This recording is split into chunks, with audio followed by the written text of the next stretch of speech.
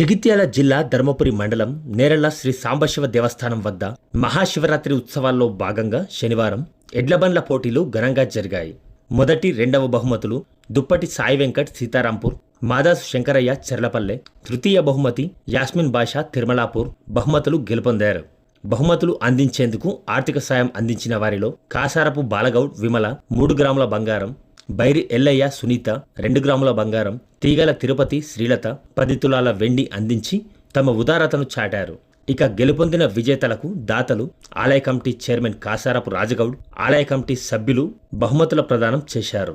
ఈ కార్యక్రమంలో ఆలయ కమిటీ సభ్యులు, భక్తులు పాల్గొన్నారు. సాంబశివ దేవాలయ కమిటీ తరపున ముఖ్య అతిథులు కానీ, కమిటీ వాళ్ళు కానీ, చైర్మన్, వైస్ చైర్మన్, మెంబర్లు, డైరెక్టర్లు అందరం గత కొన్ని సంవత్సరాలుగా మాజీ చైర్మన్లు కూడా వాళ్ళు కూడా దీన్ని డెవలప్కు అందరి సహకారం ఉండి ఒక గత 100 సంవత్సరాలు అంటే మేము మా తాత ముత్తాతల నుండి ఈ గుడి నిర్ణయం చేయబడింది. చిన్నగా ఒకటి లింగం ఉండే, అప్పటి నుండి దీన్ని సొంతగా నిర్ణయించుకోవడం కాక ఇక్కడనే ఈ సాంబశివుని జంగల్లో అది కుద్దుగా నిలవడం జరిగింది. దీన్ని మేము అందరం ఒకరి తర్వాత ఒకరు దీనికి ఇంతవరకు ఐదుగురు చైర్మన్లు అయినరు. మనిషికి 2 సంవత్సరాలు 3 సంవత్సరాలు చైర్మన్గా చేయబడి జరిగింది. దీన్ని అదే విధంగా ఒకరి తరపుతో ఒకరు మేము స్టెప్ బై స్టెప్గా అందరం ఒకరి తర్వాత ఒకరు సహకరించుకుంటా అందరం దీన్ని డెవలప్ చేయడం జరిగింది. ఇప్పటి వరకు కూడా ప్రజల సహకారంతో ఎవరి దగ్గరికి పోయినా మమ్మల్ని కాదనకుండా గుడిని చూసి ఎక్కడికైనా చందా కానీ దేని రూపంలో వస్తువు రూపంగా కానీ అందరూ సహకరించారు. దాని ద్వారా మేము అందరం దీన్ని డెవలప్ చేసి ముందుకు తీసుకెళ్తున్నాం. అందరి సహకారంతో ఈ గుడిని ఇంత పెద్దగా చేశాము. దీంట్లో ఫారెస్ట్ వాళ్ళది కూడా మాకు మంచి సహకారం చేశారు, పోలీసు వారు కూడా మంచి సహకారం చేశారు. అందరికీ కృతజ్ఞతలు చెప్తున్నాము. మేము గత మహాశివరాత్రి పర్వదినాన్న మొదలై 2వ రోజు రథోత్సవం అన్నదాన కార్యక్రమం జరిగి 3వ రోజు ఎడ్లబండి పోటీలతో ఈ కార్యక్రమం ముగుస్తుంది. ఈ సాంబశివుడు గత కొన్ని సంవత్సరాల క్రితం నుండే చాలా గుడి నిర్మాణం కూడా చేపట్టడం జరిగింది. దీనికి ఆలయ కమిటీ సభ్యులందరూ కూడా వారి కృషి, అడవిలో వెలిసిన అందాల దేవుడు, కోరిన కోరికలు తీర్చే కొండంత దేవుడు అని చెప్పి ఇక్కడ ఉన్న చుట్టుపక్కల గ్రామాల ప్రజలు వారందరూ కూడా భక్తి శ్రద్ధలతో ఈ ఉన్న మహాశివరాత్రి పర్వదినాన్ని 3 రోజులుగా జరిగే బ్రహ్మోత్సవాలకు విశేషమైన భక్తులు వచ్చేసి ఆ సాంబశివుని ఆశీస్సులు వారు పొందుతున్నారు. స్వయంభుగా వెలిసిన దేవుడు కాబట్టి ఇక్కడ ఏది అనుకున్నా కూడా జరుగుతుందని చెప్పి భక్తుల విశ్వాస నమ్మకం.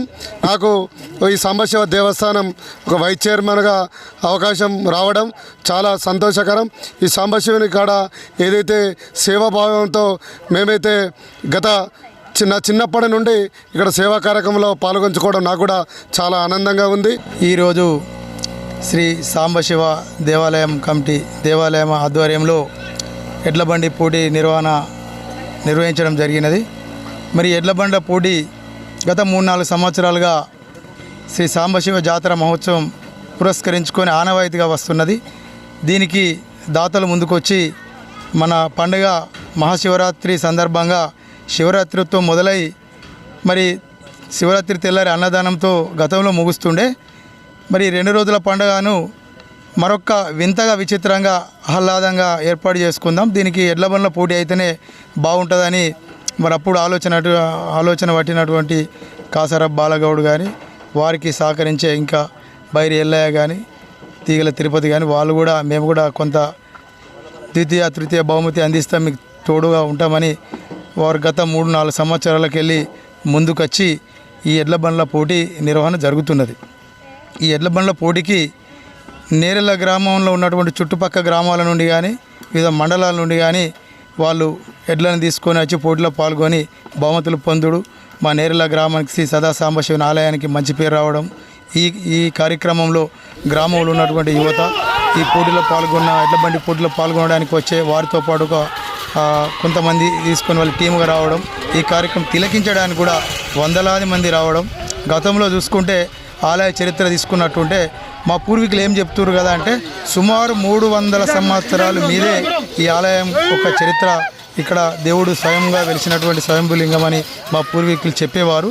అప్పుడు చిన్న ఆలయం ఉండే, అప్పుడున్నటువంటి పెద్దలు భక్తి గలవారు ముందున్నటువంటి పెద్దలు చిన్న ఆలయం నిర్మాణం చేసి అంటే కూర్చుండి పూర్తిగా నిల్చోనంత విధంగా ఆలయం అప్పుడు నిర్మాణం ఉండే.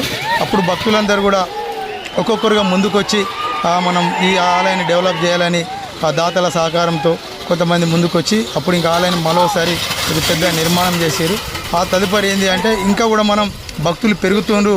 ఇక్కడ దేవుడు ఏంటంటే శ్రీ సదా సాంబశివుడు ఏంటి అంటే కోరుకున్న మొక్కులు భక్తులు ఏదైతే కోరికను కోరుకుంటారో ఆ దేవుడు వరం ఇచ్చి వారి కోరికను పూర్తి స్థాయిలో భక్తిభావంతో వాళ్ళకు వరం ఇస్తుండు. కాబట్టి భక్తులు అంటే దినదిన అభివృద్ధి చెందడం అయితే నిజంగా ఆనందకరం.